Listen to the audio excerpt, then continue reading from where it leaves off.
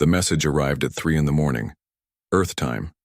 Ambassador Elena Vasquez rolled over in her narrow bed aboard the diplomatic quarters of Concordia Prime Station and squinted at the flashing emergency light on her comm panel.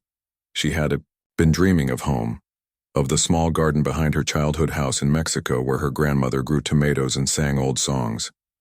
Now she was awake in cold metal corridors, 30,000 light-years from Earth. She pressed the receive button and immediately sat up straight. The seal of the Interstellar Senate High Council filled her screen, followed by the stern face of Chancellor Crix, a being that looked like a cross between a praying mantis and a professor. His 4 compound eyes never blinked as he spoke. Ambassador Vasquez, you are hereby summoned to appear before the full Senate in 6 hours.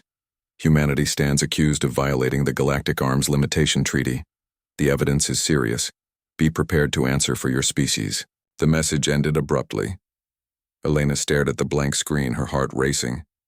This was not how she had expected to start her Tuesday. She quickly showered and dressed in her formal diplomatic robes, the deep blue fabric with golden Earth insignia that made her feel important and small at the same time. As she walked through the station's corridors toward the Senate chambers, other beings moved aside to stare. Word traveled fast in space. The Concordia Prime Station was a marvel of engineering, built by 17 different species working together. It floated in neutral space belonging to no one and everyone at the same time. The Senate chambers sat at its heart, a vast dome where representatives from 47 worlds gathered to make decisions that affected billions of lives. Elena had been to the chambers many times, but never like this. Usually, she sat in the small section reserved for observer species, taking notes while more important beings discussed trade routes and mining rights. Humanity had only been part of the galactic community for 15 years, and they were still considered newcomers. As she approached the great doors, they slid open with a sound like distant thunder. The chamber beyond was enormous, with curved walls that rose up into shadows. Seats were arranged in concentric circles, each designed for different types of alien biology. Some beings sat, others floated, and a few hung upside down from special fixtures in the ceiling. Elena walked to the center of the chamber where a single human-sized podium waited for her. The silence was complete except for the soft hum of life support systems. Hundreds of eyes, sensors, and other sensing organs focused on her.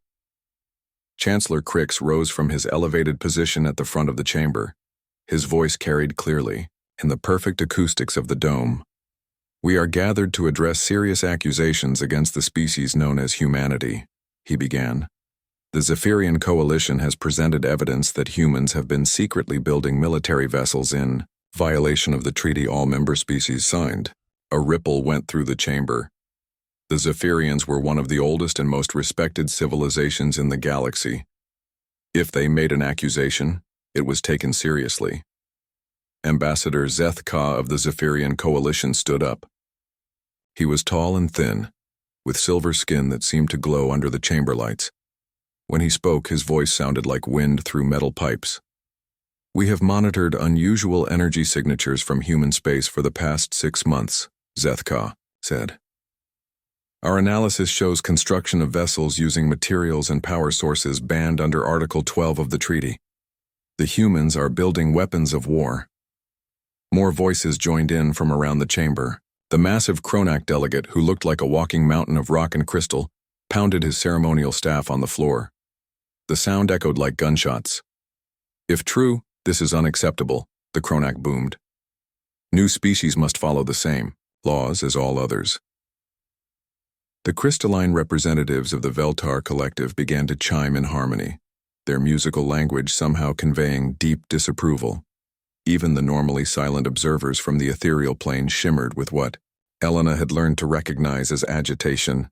Elena stood quietly through it all, letting the accusations wash over her. She had been trained for moments like this, though she had hoped never to face one. The key was to stay calm and buy time. When the chamber finally fell quiet again, she spoke clearly into her microphone. Honored representatives, she began using the formal address required by Senate protocol. These are serious accusations. As the representative of humanity, I request 48 hours to consult with my government before providing a response. Chancellor Crix tilted his insect-like head. This is your right under Senate rules. But understand that if guilt is proven, consequences will follow. The treaty exists for good reason. Elena bowed slightly. I understand, Chancellor. I will return with humanity's answer.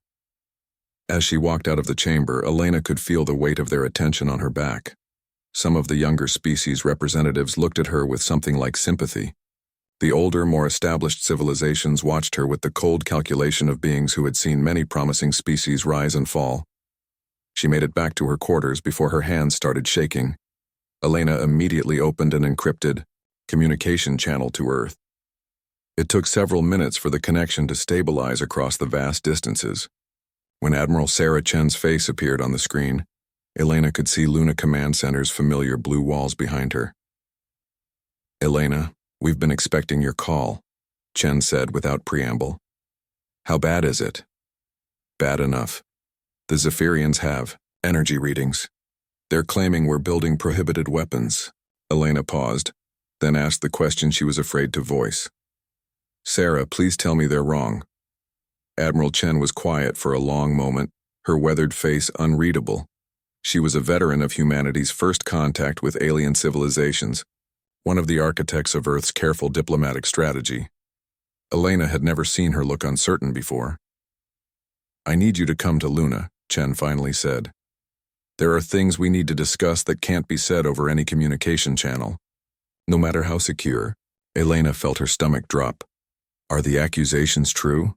Pack your things, Chen said instead of answering. The next transport leaves in 4 hours, and Elena?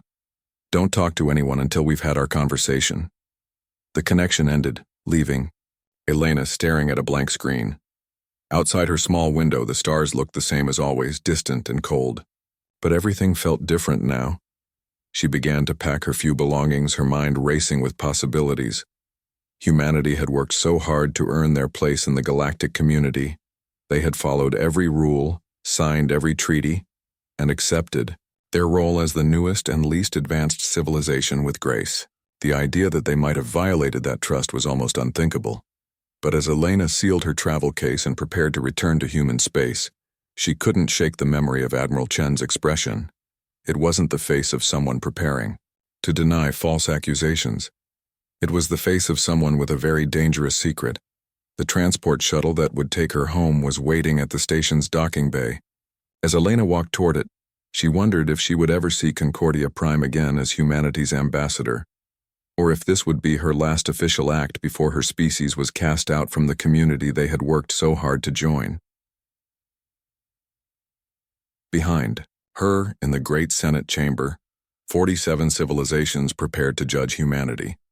None of them suspected that they were about to discover something that would change everything they thought they knew about their newest neighbors. The shuttle ride from Concordia Prime to Luna took 18 hours through hyperspace.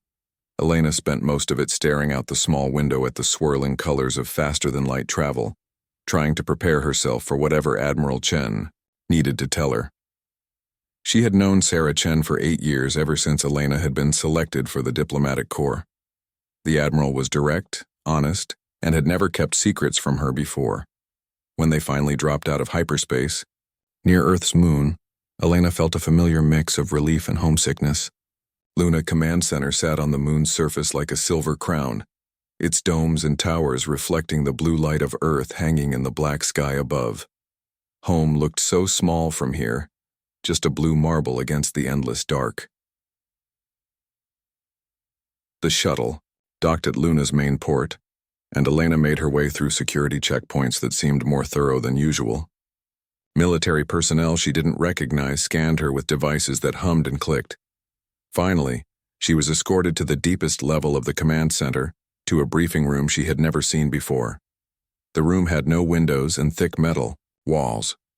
Admiral Chen was waiting for her, along with 2 other people Elena recognized: Dr. Marcus Webb, head of Human Military Research, and General Patricia Kong, commander of the Sol Defense Force. All 3 looked like they hadn't slept in days. Sit down, Elena, Admiral Chen said gently. What I'm about to tell you is classified at the highest possible level. Only 12 people in all of human space know what you're about to learn. Elena took a seat at the conference table, her hands folded carefully in her lap. She had been trained to read people, and everything about this situation told her that her worst fears were about to be confirmed. Dr. Webb activated a holographic display in the center of the table. A three-dimensional image appeared showing what looked like a standard human military vessel, the kind used for system defense and patrol duties. "This is what our ships look like to alien sensors," Webb began. "Standard fusion drives, basic weapon systems, nothing that would concern anyone." The image shifted, and suddenly Elena was looking at something completely different. The ship in the hologram was enormous, sleek, and covered in geometric patterns that seemed to shift and move even as she watched. "This is what we've actually been building," Webb continued quietly. Elena stared at the display, trying to process what she was seeing. "That's impossible. Our technology isn't advanced enough to build something like that." "That's what everyone thinks," General Kong said with a slight smile. "Including us until about 10 years ago." Admiral Chen leaned forward in her chair. "Elena, do you remember when we first made contact with the galactic community? What was their reaction to human technology?" Elena thought back to the early days of first contact. "They were polite about it. They said our fusion technology was charmingly primitive but functional. Most species had moved on to exotic matter drives and zero-point energy systems centuries ago." "Exactly," Chen nodded. "They dismissed our technology as backwards, ancient, something their ancestors might have used before they became civilized."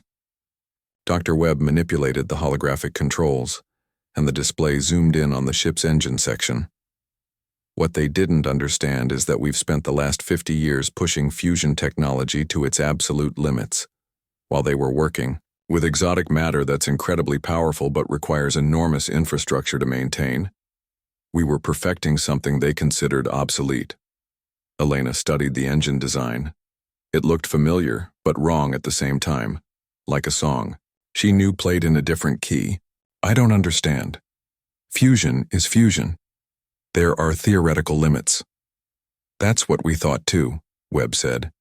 "Until we realized that the theoretical limits only apply if you're thinking about fusion the way it's always been done.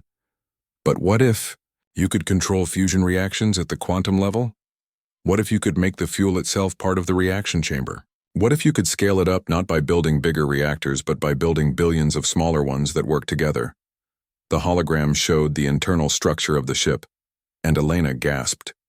Instead of a few large engines, there were thousands of tiny fusion chambers arranged in complex patterns throughout the hull. They pulsed with energy that seemed to flow like liquid light. "We call it distributed fusion architecture," General Kong explained. "Each reaction chamber is smaller than a coffee cup, but they're all connected through quantum entanglement fields. The ship doesn't just use fusion for propulsion. The entire hull is a fusion reactor." Elena was beginning to understand, and the implications made her dizzy. "The energy output is approximately 1,000 times greater than any ship in the galaxy," Admiral Chen finished, "and that's just the beginning." Dr. Webb changed the display again. Now Elena was looking at sensor readings that made no sense. The ship doesn't just move through space. It manipulates space around itself. It can create local gravitational fields, bend light, even affect the flow of time in small areas. "My God," Elena whispered. "How long have you been working on this?" "Project Prometheus began 12 years ago, right after we joined the galactic community," Chen said. "We realized that if we were going to survive in a galaxy full of older, more advanced civilizations, we needed an edge. Something that would make them respect us." "But this is exactly what the Zephyrians are accusing us of," Elena said. "Building prohibited weapons." General Kong shook her head. "That's the beautiful part. We haven't violated a single word of the treaty. The Arms Limitation Treaty prohibits specific weapon systems and power sources. It bans exotic matter weapons, quantum cascade bombs, reality distortion fields, all the standard tools of galactic warfare. It doesn't say anything about fusion technology because everyone assumes fusion is too primitive to be dangerous," Webb added with a grin. Technically, we're building ships powered by the same basic technology humans have used for decades. We just got really, really good at it. Elena looked around the table at these three people who had apparently spent years building something that defied everything the galaxy thought it knew about human capabilities. How many ships have you built? One, Chen said simply. The Prometheus Unbound. It's currently hidden in a construction facility beyond Neptune's orbit. The Zephyrians detected some energy signatures during testing, but they have no idea what they're actually looking at. What are you planning to do with it? The three officers exchanged glances. Admiral Chen spoke first. That depends on you, Elena. You're the diplomat. You know these alien civilizations better than any of us. What do you think would happen if we revealed the truth? Elena considered the question carefully. The galactic community was built on a careful balance of power between older, established civilizations. Humanity had been accepted as a junior partner, useful for certain kinds of labor and resources, but not considered a threat to anyone. They would be terrified, she said finally. A completely new approach to technology that they never saw coming? From the species they've been treating like children, some of them might want to destroy us before we become too powerful. And others? General Kong asked. Others might want to learn from us. If we could prove that innovation and advancement don't have to come from following the same path everyone else took. Elena trailed off as the full implications hit her. This could change everything. It could, Chen agreed. The question is, how do we handle the Senate? They're expecting answers in 24 hours. Elena stood up and walked around the table, studying the holographic display from different angles. The ship was beautiful, in a way that hurt to look, at all flowing lines and impossible geometry. It looked like it had been designed by someone who understood mathematics that didn't exist yet.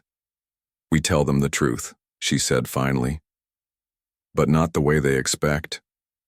Admiral Chen raised an eyebrow. What do you mean?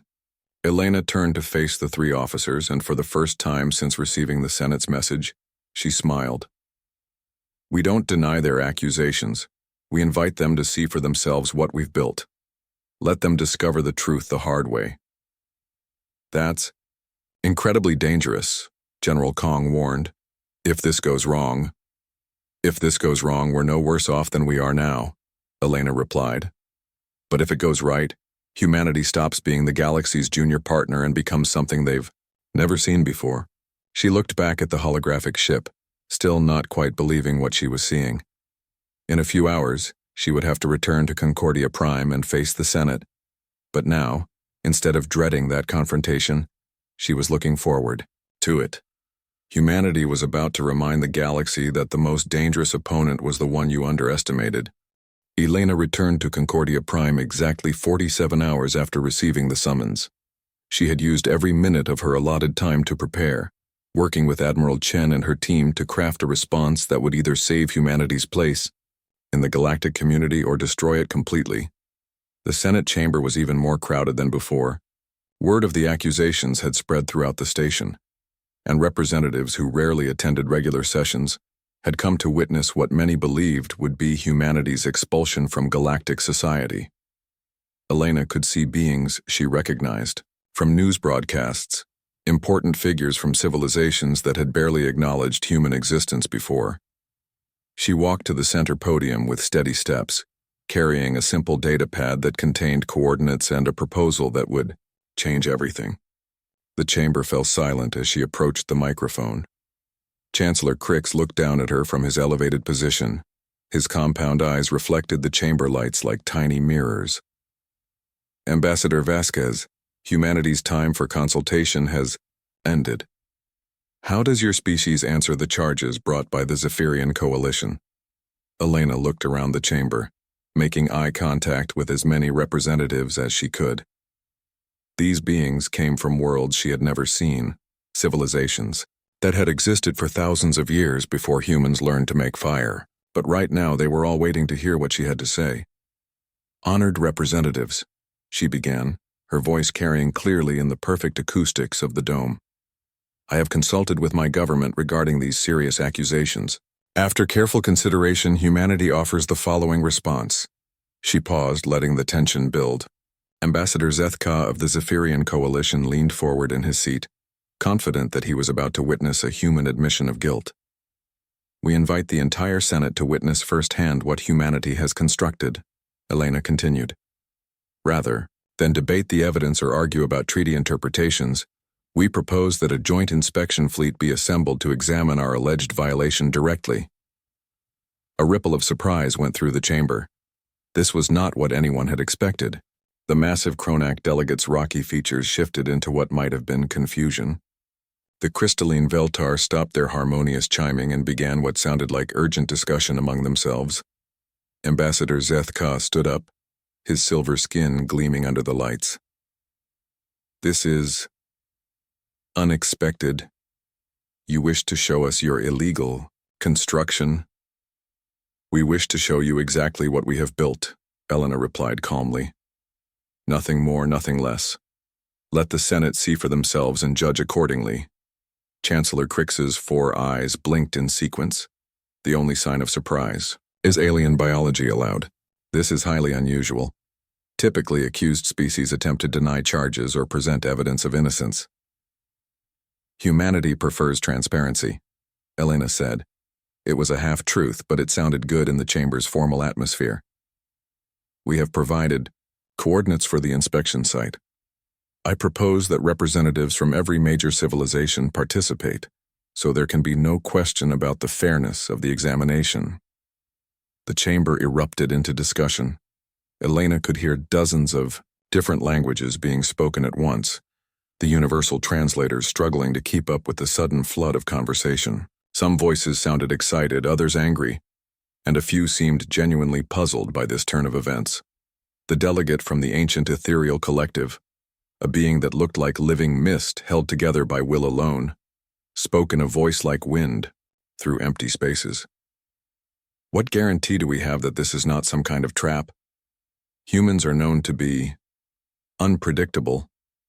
Elena had been expecting this question. I offer myself as surety.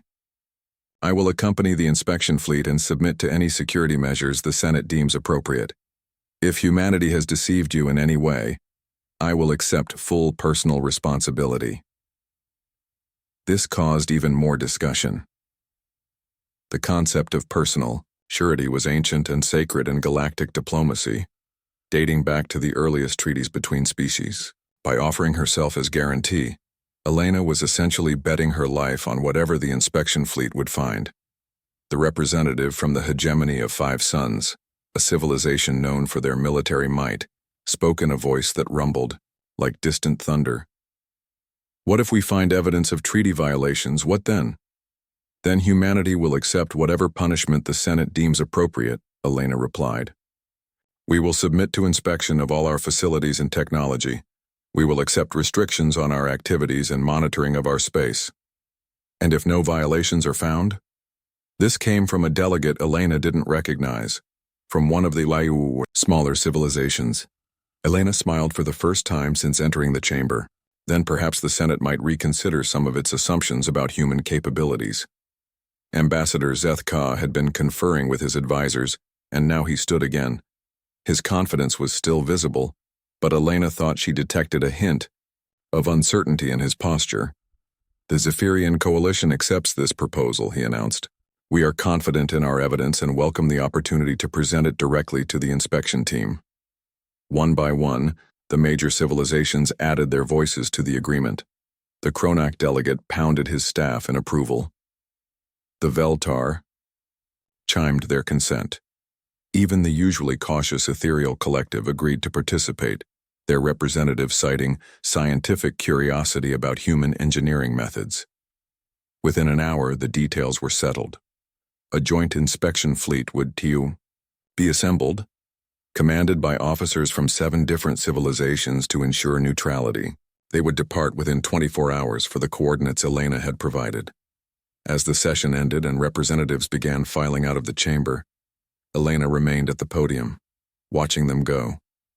Many stopped to stare at her, clearly, trying to figure out what the humans were planning. A few nodded respectfully, acknowledging either her courage or her foolishness. Ambassador Zethka approached her as the chamber emptied. Up close, Elena could see that his silver skin was actually made up of millions of tiny scales that shifted and moved like living metal. "I confess myself curious about your strategy," he said, in his windpipe voice. "Either you are supremely confident in your innocence, or this is the most elaborate bluff in diplomatic history." Elena looked up at the tall alien. "I suppose you'll find out tomorrow." Zethka studied her with eyes that had no pupils, just swirling patterns of darker silver. "Indeed, I hope for your sake that your confidence is justified. The consequences of deception would be severe."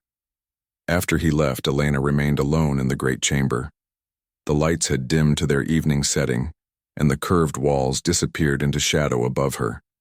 She activated her secure communication device and sent a brief message to Admiral Chen. "The trap is set. 24 hours until the inspection fleet departs. Are you ready?" The reply came back almost immediately. "Ready. Captain Santos is standing by. May God help us all." Elena looked up at the dome above her, wondering if she had just made the best decision in human history or the worst. In less than 2 days, representatives from 47 civilizations would see what humanity had really built. They would learn that the species they had dismissed as primitive newcomers had been hiding something that would change the balance of power in the galaxy. The question was, would they see it as an opportunity or a threat? Elena made her way back to her quarters, knowing that she would get very little sleep over the next day. Tomorrow, the inspection fleet would assemble. The day after that, they would travel to an unremarkable system on the edge of human space that the galactic databases listed as containing nothing but asteroid mining operations. They were going to be very surprised by what they found there. As Elena prepared for what might be humanity's last night as a junior member of the galactic community, she allowed herself one moment of doubt. Project Prometheus was incredible, revolutionary, and completely untested in any kind of real-world situation. They were gambling everything on a single ship that had never been fully operational outside of controlled tests. But then she thought about the look in Admiral Chen's eyes when they had discussed the plan. The look of someone who had spent years preparing for this moment, someone who believed absolutely in what they had built. Tomorrow, the galaxy would learn that humanity had been underestimated. Elena just hoped they would live long enough to enjoy their new reputation. The inspection fleet was the largest gathering of ships Elena had ever seen. 47 vessels from different civilizations formed a loose formation around the massive Zephyrian command ship that served as the mission flagship. Each ship was unique, reflecting the engineering philosophy and aesthetic preferences of its builders. The crystalline vessels of the Veltar looked like living jewels that caught and reflected light from every angle.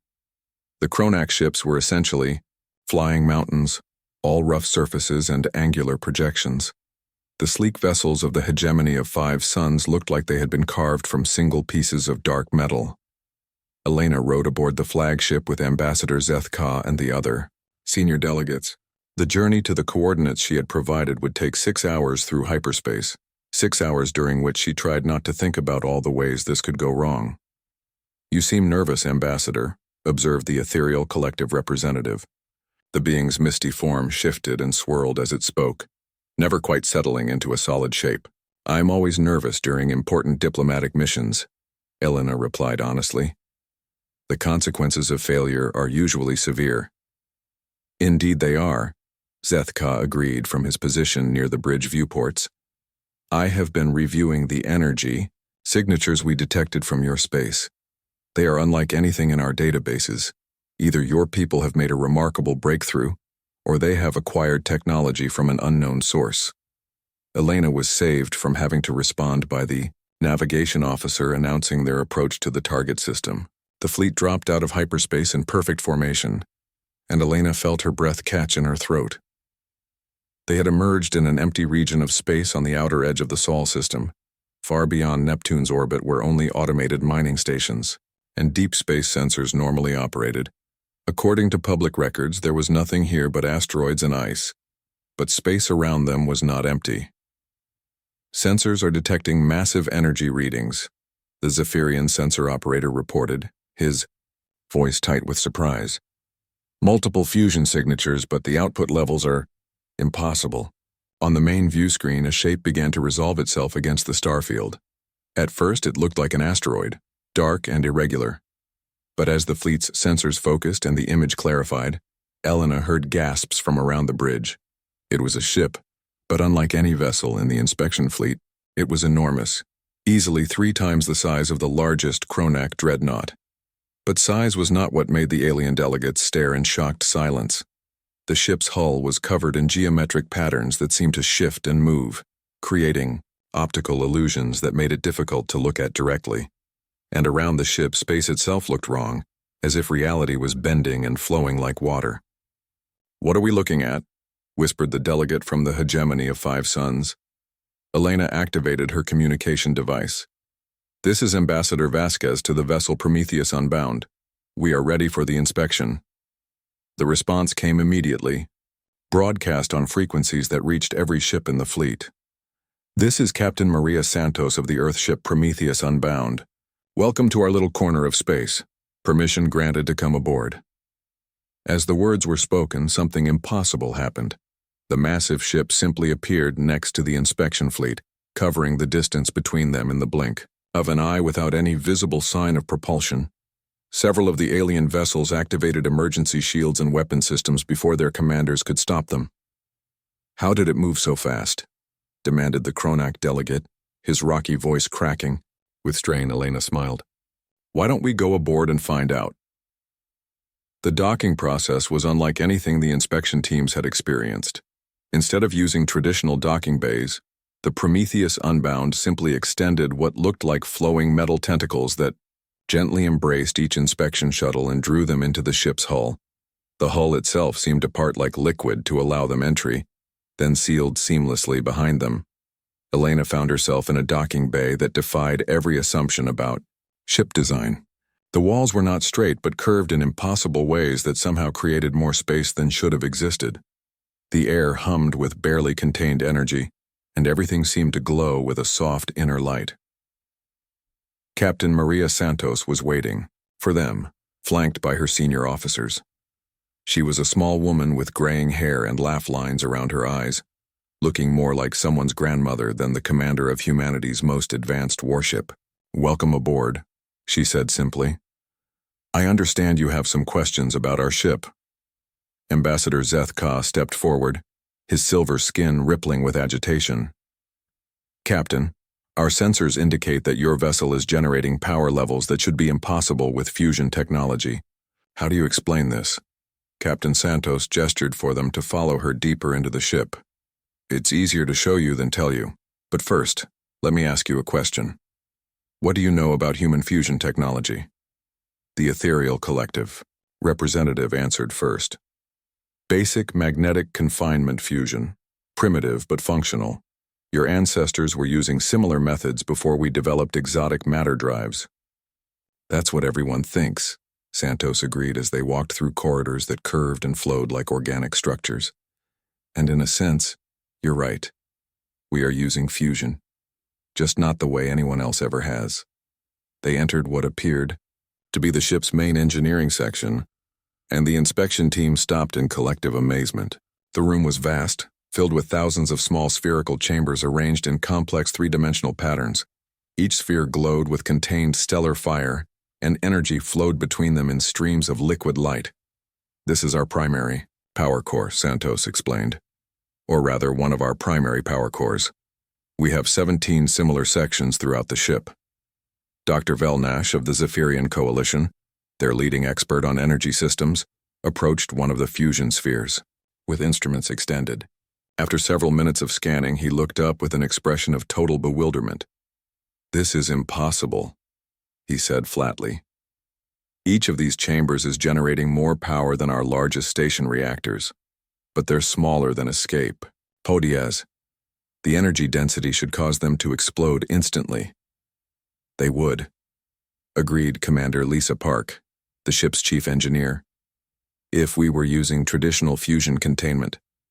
But we're not. Each reaction chamber is quantum entangled. With every other chamber in the array, they don't just share energy, they share the fundamental forces that make fusion possible."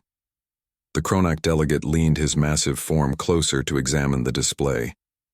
You have created a distributed fusion network, but the computational requirements to control such a system are handled by the ship's primary AI, Santos said, which brings us to the next surprise. They moved through more impossible corridors to what Santos called the bridge, though it looked nothing like the command centers of traditional ships. Instead of control stations and view screens, they found themselves in a spherical chamber where holographic displays floated in three-dimensional space around a central command chair. "Computer," Santos said simply, "say hello to our guests."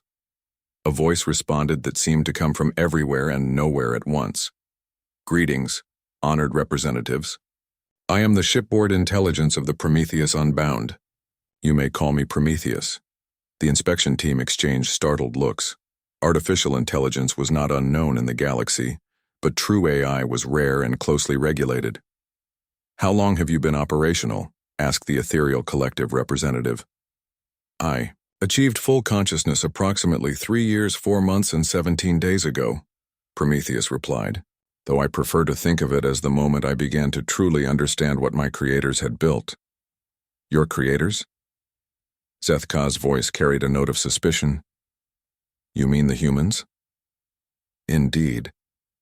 Though I suspect you are beginning to realize that your understanding of human capabilities may have been incomplete."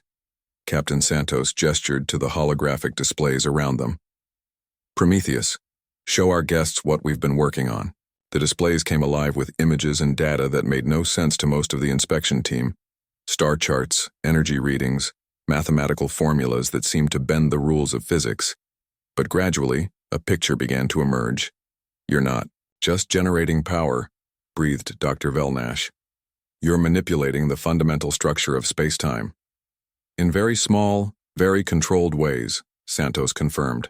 "We can create localized gravitational fields, bend light around the ship for stealth purposes, and yes, we can move through space without traditional propulsion by riding gravitational waves we generate ourselves." The inspection continued for hours. They saw manufacturing facilities that could create matter at the atomic level, weapon systems that used controlled gravitational pulses instead of traditional energy beams, defensive systems that could bend incoming attacks around the ship like water flowing around a stone. But perhaps most impressive was what they didn't see. Despite all this advanced technology, the ship's basic architecture was recognizably human. The crew quarters were designed for human comfort. The food preparation areas served recognizable meals. The recreational facilities included a small garden where tomatoes grew under artificial sunlight. The emergency session of the Interstellar Senate convened just 12 hours after the inspection fleet returned to Concordia Prime. Elena had never seen the chamber so full. Every seat was occupied. Every delegation present, and additional observers, filled galleries that were normally empty. The air hummed with tension and excited conversation in dozens of languages.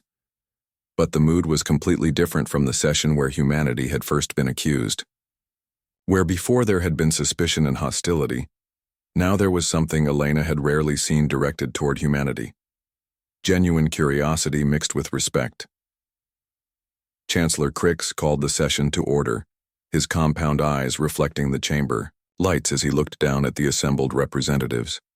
"We are gathered to hear the report of the Joint Inspection Mission to investigate allegations against the species known as humanity." Ambassador Zethka rose from his seat, but instead of the confident prosecutor who had made the original accusations, he seemed almost uncertain. He looked around the chamber before beginning to speak. "Honored colleagues," he began, his windpipe voice carrying clearly through the dome.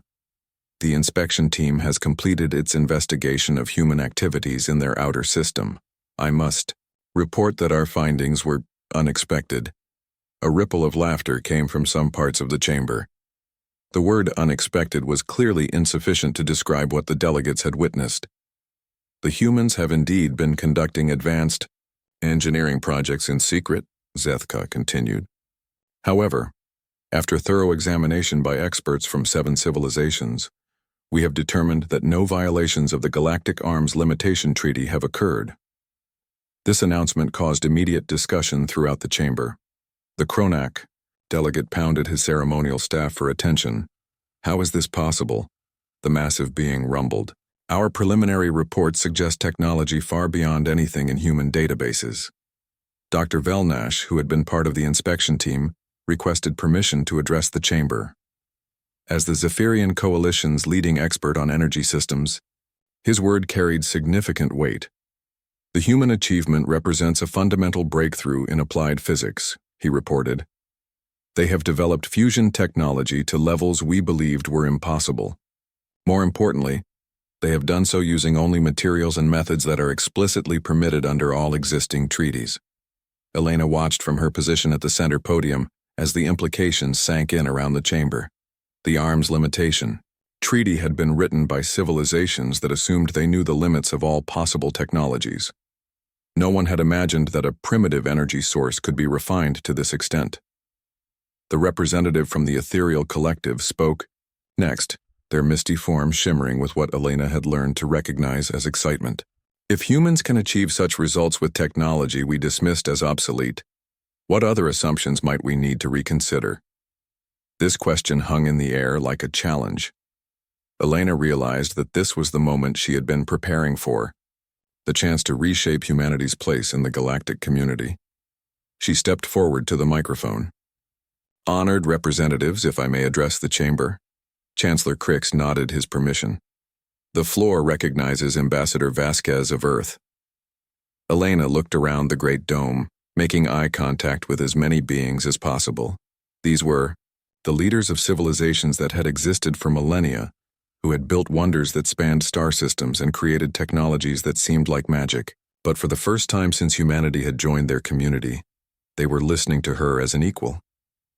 The inspection team has seen what humanity calls Project Prometheus, she began. A single ship that represents 10 years of research and development. But the Prometheus Unbound was never intended to be just a demonstration of human engineering capability. She paused, letting the chamber's attention focus completely on her words. It was designed to be a proof of concept. A demonstration that breakthrough innovation can come from any direction, from any species at any time. The galaxy has become comfortable with the assumption that technological advancement follows predictable paths, that newer civilizations will naturally develop along the same routes as older ones. Elena gestured to the displays that had been set up around the chamber, showing images from the inspection mission. The impossible geometry of the Prometheus Unbound, the flowing energy patterns of its distributed fusion systems, the gravitational manipulation that bent space itself. Humanity offers to share our breakthroughs, she continued, but not as a junior partner grateful for acceptance into your community. We propose a new model of cooperation, a partnership where innovation and fresh perspectives are valued regardless of a species' age or previous achievements. The chamber erupted into immediate discussion. This was not what anyone had expected. The usual pattern was for newer species to spend centuries slowly earning respect and gradually gaining access to advanced technologies. Elena was proposing to skip that entire process. Ambassador Zethka stood up, and the chamber gradually fell, silent. What exactly are you suggesting, Ambassador? Elena took a deep breath. This was the moment that would define humanity's future in the galaxy. We propose the establishment of the Galactic Innovation Consortium, a cooperative research organization where any member species can contribute ideas and methods, regardless of their technological base or development level. She activated her datapad, and detailed proposals appeared on displays throughout the chamber.